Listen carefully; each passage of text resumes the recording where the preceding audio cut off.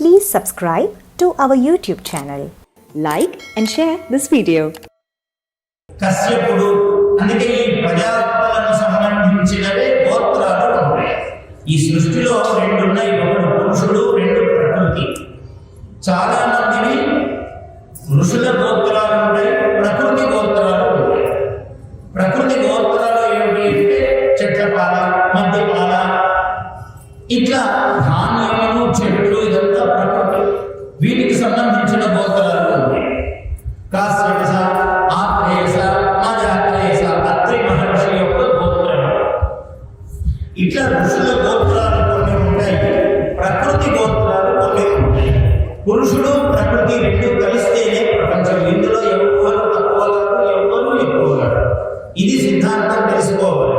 మనకు పాశ్చాత్యులు వచ్చి మన దేశంలో ఈ కులాలు ఇవన్నీ ఉన్నాయి అని మనం అందరినీ తప్పుదారు పట్టించారు.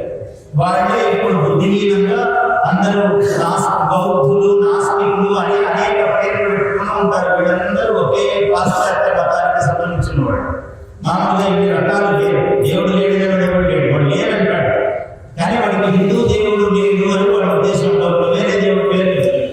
వాడి దురదృష్టం, వాడి కర్మ, మనం ఏం చేయలేము. ఎందుకంటే వాడు అజ్ఞానపూర్ణమైన మతాలు వాడిని, పరిపూర్ణమైన జ్ఞాన భాండాగారంలో ఉన్న ధర్మము ఒక్కటే హైందవ ధర్మం, వేద ధర్మం, మన ధర్మం, మనం ఉన్న ధర్మం. ఇందులో పుట్టడమే పుణ్యం.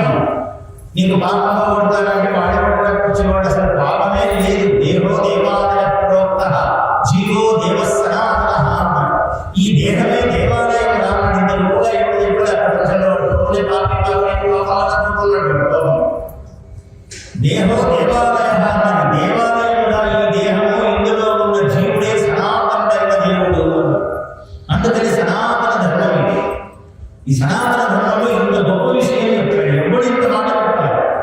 వాడికి ఇది చెప్పారు, మళ్ళీ ఇది చెప్తే కాపీ కొట్టినట్టు అవుతుందని వాడు మన పుణ్యం అంటే వాడు పాపం అన్నాడు. వాడి దురదృష్టం. రెండుంటే వాడు చేసుకుంటే వాడు అది తీసుకున్నాడు. అందువల్ల మనం ఇందులో పుట్టడమే పరమ పుణ్యం. పరమ పుణ్యము పుణ్యము పుణ్యము ఇలా లక్షసార్లు కూడా దీనికి ఇంకా సారినంత ఉండదు, ఇంకా తక్కువే. అంత గొప్ప ఈ ధర్మంలో పుట్టాడు. Please subscribe to our YouTube channel. Like and share this video.